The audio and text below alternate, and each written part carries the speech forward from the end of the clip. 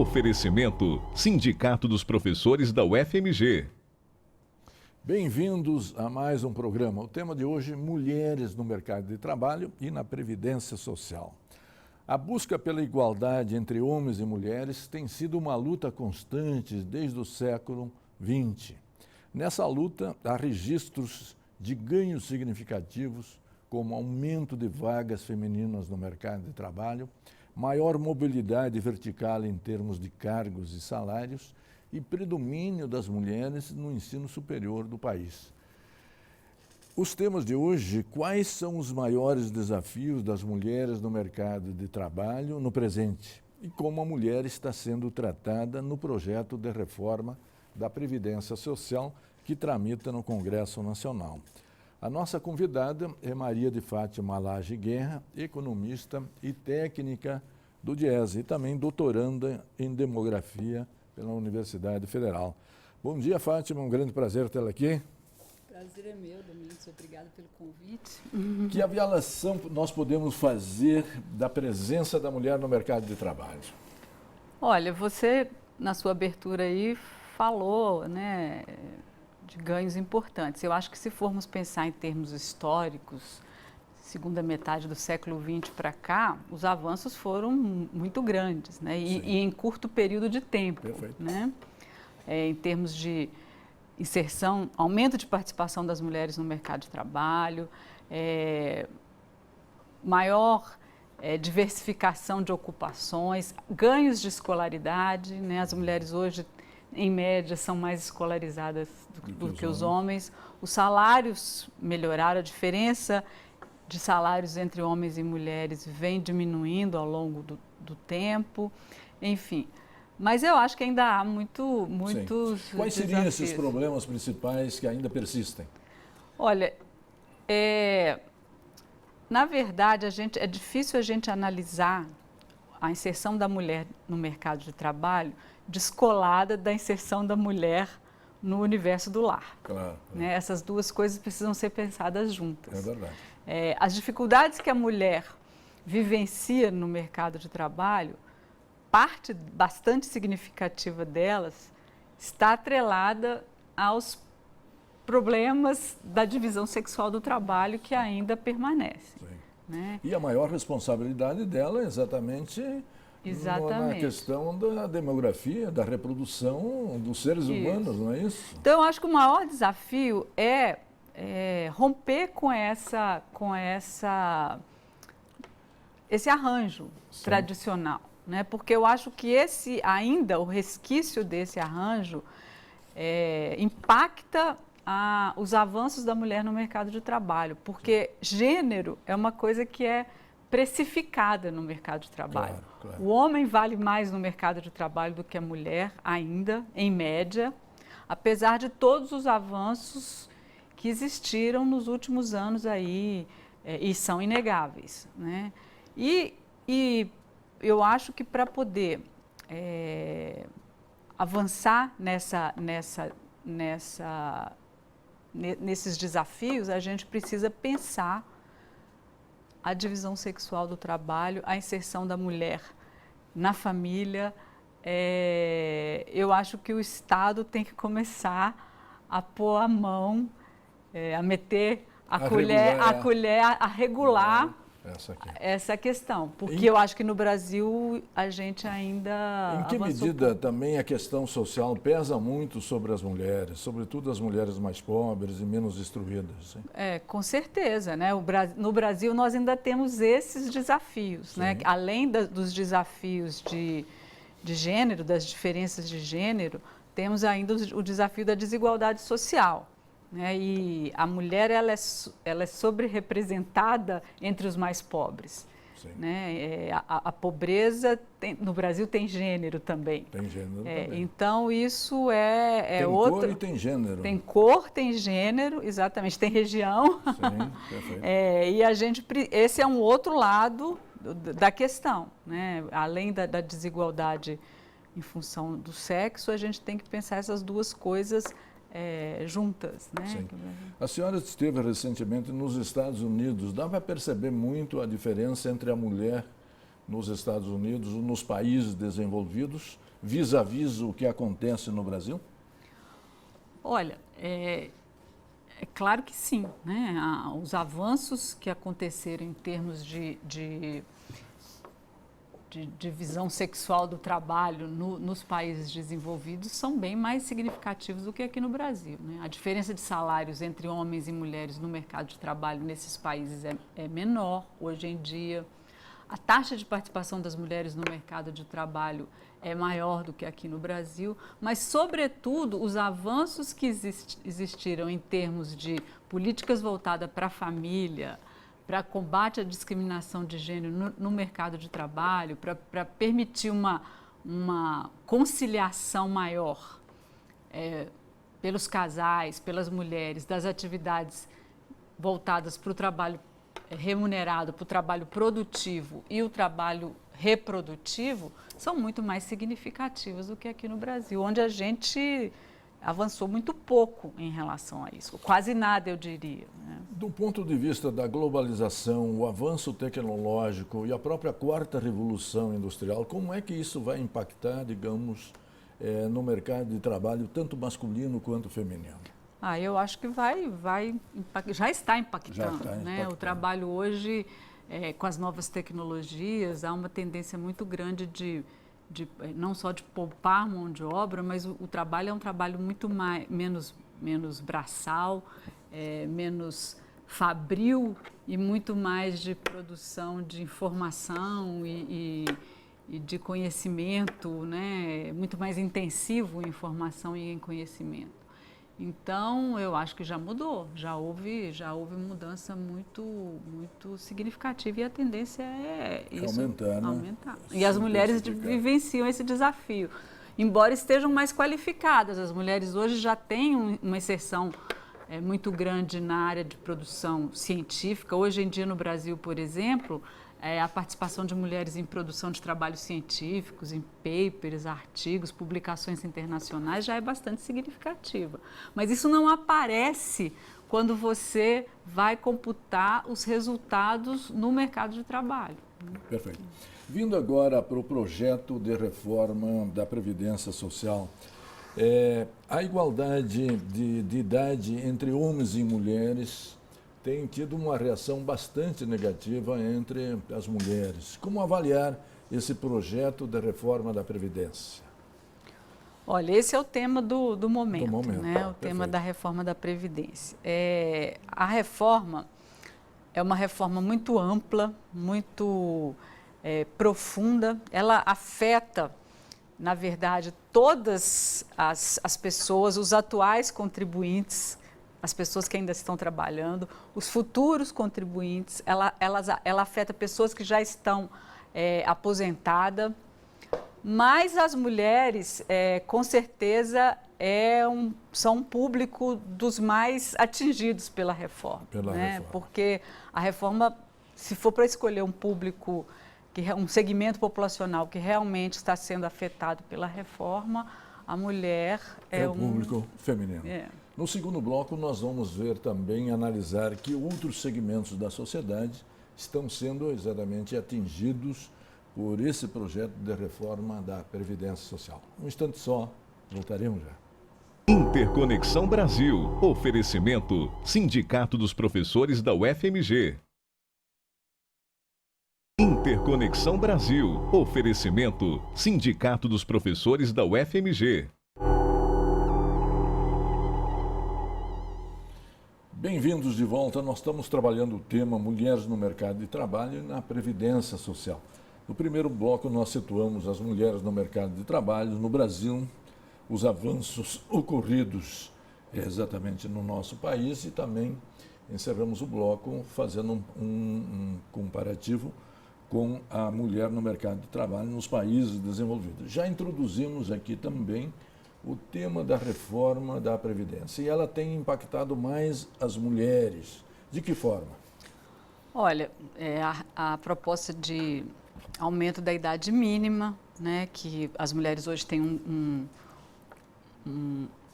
5 anos a menos, né, para se aposentar. Se a aposentadoria por hoje é aos 60 e pelo projeto, se ele passar, será aos 65. 65, Mas mais grave do que o aumento a fixação da idade mínima e a igualdade com os homens, na minha avaliação, é exigir um tempo de contribuição de 25 anos, no mínimo. Hoje são 15 anos.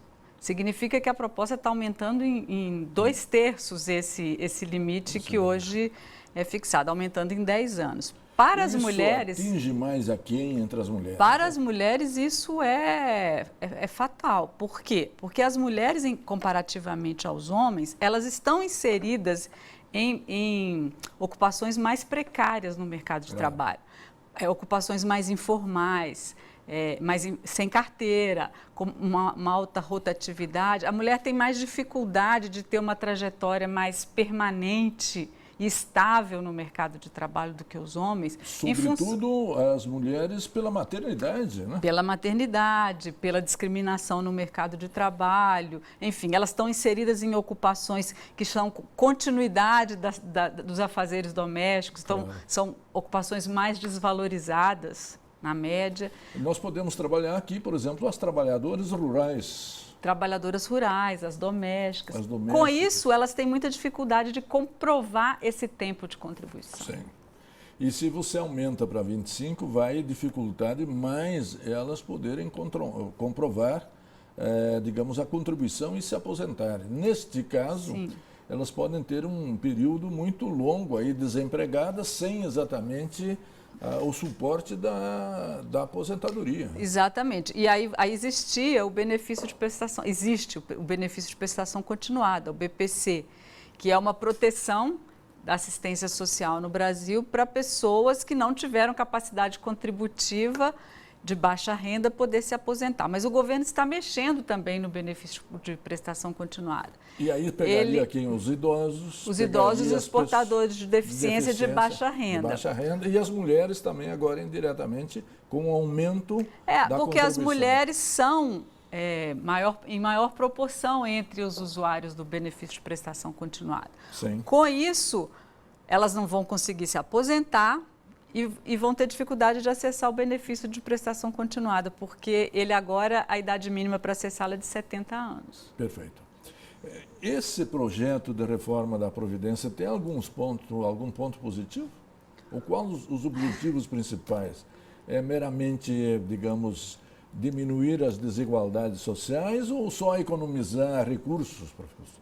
Olha, eu acho que da forma como a proposta foi colocada, porque a gente tem que entender essa proposta no contexto da outra emenda constitucional que foi aprovada, que foi a do teto, né, do teto dos gastos. Dos gastos. Então, da forma como essa proposta está sendo colocada, eu não tenho dúvida de que é uma proposta com vistas de conter os gastos públicos, né? Porque a discussão da Previdência, a Previdência como é um dos principais itens de gasto do governo, na medida em que você congela o gasto, você precisa de reduzir a despesa da Previdência. E a proposta, ela é muito severa, muito adversa e sinaliza com esse sentido. Então, eu acho que eu tenho muita dificuldade de ver aspectos positivos. Os aspectos positivos são colocar em debate o envelhecimento populacional, a necessidade que você tem de estar, de tempos em tempos, repensando as políticas públicas. Agora, as medidas propostas, elas são muito duras para o trabalhador. Outra questão que se coloca é se, digamos, esse governo provisório tem legitimidade exatamente. Implementar um projeto de mudança dessa natureza. Exatamente. Na minha avaliação, que teria que ser um governo com maior respaldo nas urnas, exatamente por ser uma proposta que mexe tanto com a vida das pessoas e de forma tão extensa, seria mais adequado que fosse um projeto respaldado. Sim. Outra questão que se levanta muito é se efetivamente, digamos, esse projeto de reforma mexe com os segmentos mais privilegiados entre os aposentados. Como é que é a sua avaliação desse aspecto? Eu acho que o projeto mexe com todo mundo, né? Você mexe com os servidores públicos, que até aqui é um público que tem uma condição de aposentadoria diferenciada, mexe com trabalhadores da iniciativa privada que tendem a se aposentar mais cedo do que os trabalhadores rurais, trabalhadores urbanos e tal. Mas a proposta, no geral, ela penaliza muito os segmentos de baixa renda, porque ela tem uma regra de contribuição que é bastante grande, né, 25 anos. Ela proíbe a acumulação de aposentadoria e pensão. Isso atinge o trabalhador de baixa renda. Ela mexe com o benefício de prestação continuada, que é um benefício importante para o trabalhador de baixa renda. Enfim, eu acho as regras muito duras e eu acho que é uma proposta muito mais, com ônus maior para o trabalhador de baixa renda.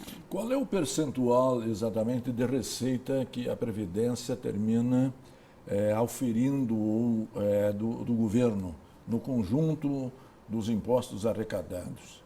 É mais de 50%, sim? Olha, eu não tenho esse dado, mas o que a gente sabe é que o governo não cumpre o que estabelece a Constituição Federal em termos de receita da Previdência, né? A Constituição de 88 estabeleceu que a Previdência seria parte da Seguridade Social e tinha uma ampla base de financiamento. Não só as receitas, as contribuições previdenciárias que as empresas e os trabalhadores colocam sobre a folha de salários, mas também impostos arrecadados sobre o lucro das empresas, sobre concursos de prognósticos, sobre receitas de importação, enfim.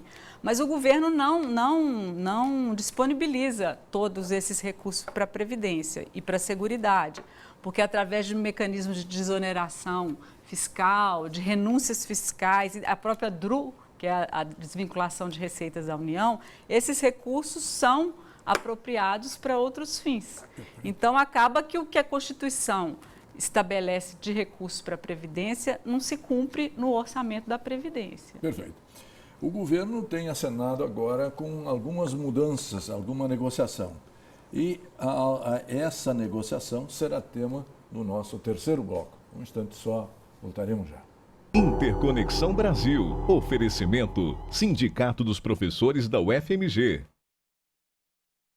Interconexão Brasil. Oferecimento: Sindicato dos Professores da UFMG.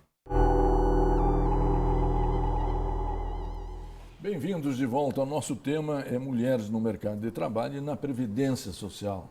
No segundo bloco, dedicamos a examinar um pouco o projeto da reforma da Previdência Social e o governo, vendo a reação da sociedade e também do Congresso Nacional, está acenando com flexibilizações no projeto apresentado. Uma delas é na regra de transição para o trabalhador que está próximo a aposentar-se. Qual é a flexibilização anunciada? Olha, a regra ela foi, primeiro, o percentual de 50% do pedágio, né, que foi considerado muito alto comparativamente com outras propostas de reforma. E depois o fato de que ela é muito abrupta, ela não tem uma escala, de transição. Ela corta nos 50 anos para cima, homens e mulheres 45 ou mais, né? Se a pessoa tem 44 anos e 9 meses, a mulher, ela cai na regra nova. Então, ela trata pessoas que têm situação de trajetória profissional e de contribuição muito parecida de forma muito diferenciada. Penaliza... Já se tem ideia de qual a flexibilização que o governo fará ou ainda não? Agora, hoje saiu que eles estão pensando aí em uma transição mais ampliada, numa escala, numa tabela, a partir de 30 anos para frente, em forma de uma escadinha, né? E vinculada à idade das pessoas, assim, data de nascimento. Mas a gente ainda não sabe os critérios que o governo vai adotar. Mas, de certa forma, a intenção, eu acho que é um pouco abrir esse leque, diluindo um pouco esse impacto que ficou muito... Com relação à proibição de acúmulos de benefícios previdenciários, que negociações estão sendo feitas? Olha, isso a gente tem acompanhado pela mídia, né? Porque, na verdade, o governo não está negociando isso com os sindicatos, né? O Diese não tem participado desses debates através da negociação direta com o governo. Mas a gente tem visto que uma das ideias é permitir que possa haver acumulação, pelo menos limitada ao teto do valor da Previdência. Porque, do jeito que a proposta colocou, se é um casal de trabalhadores rurais, ambos ganhando salário mínimo de aposentadoria, um falece, o outro não pode ficar com a pensão por morte, porque é proibido acumular aposentadoria e pensão, mesmo que esse valor corresponda a 2 salários mínimos, o que é um absurdo. Então, uma das ideias que está sendo colocada é poder acumular pelo menos ao limite do teto, que hoje é R$ 5.500. Né? O governo estaria disposto também a rever a aposentadoria dos professores de ensino fundamental e médio. Essa é uma coisa que está colocada, né? Que ele anunciou isso já tem mais tempo, a gente não sabe até que ponto como que isso vai ser colocado no relatório que vai ser apresentado para o Congresso na semana que vem, mas esse é um outro ponto, até porque a pressão dessas categorias é bastante grande, a gente sabe da importância desses segmentos, né? Então, essa é uma outra ideia que está sendo flexibilizada. A ideia é manter regras especiais com a idade ainda diferenciada para essas pessoas. Com relação, por exemplo, os trabalhadores e trabalhadoras rurais, que na nossa análise, no bloco precedente, também era uma categoria bastante penalizada. O que se indica em termos de flexibilização? Olha, o governo precisa flexibilizar nessa questão de ter uma contribuição individual para o trabalhador rural, né? O trabalhador rural, ele, pela natureza da ocupação, pela natureza do trabalho, ele não tem como ter uma contribuição mensal, individual, como tem o trabalhador urbano, né? É uma atividade sazonal, em termos de produção, de mercado. Então, hoje ele contribui, o pequeno agricultor, sobre a venda do seu produto. Claro. E o governo quer colocar isso em termos individuais. Então, eu acho que isso aí precisa ser flexibilizado, porque não tem condição de se manter assim. É uma renda familiar e não individualizada. Exatamente. A idade de 65 anos para o trabalhador rural também é muito grande. E com relação aos idosos e deficientes, portadores de deficiência?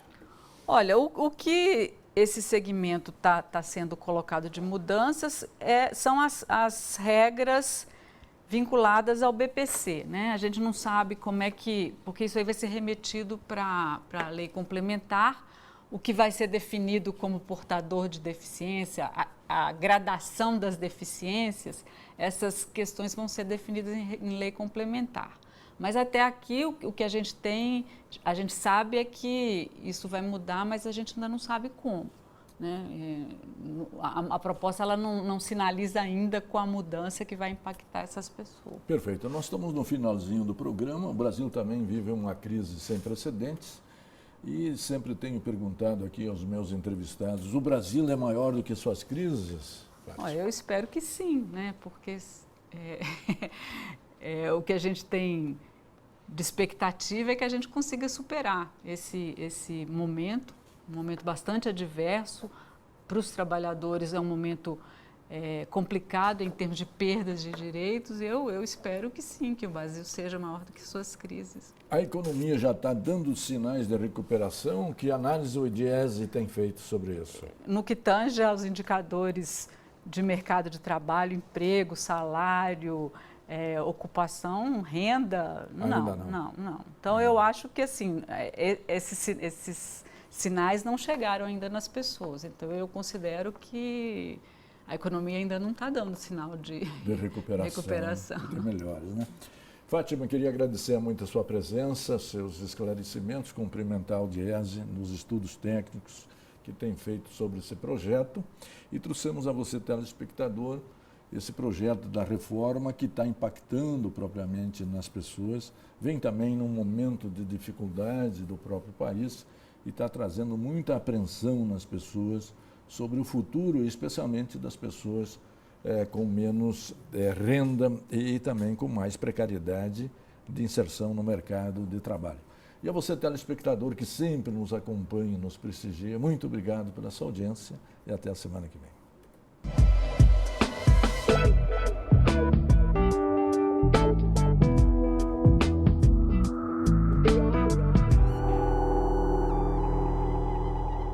Oferecimento: Sindicato dos Professores da UFMG.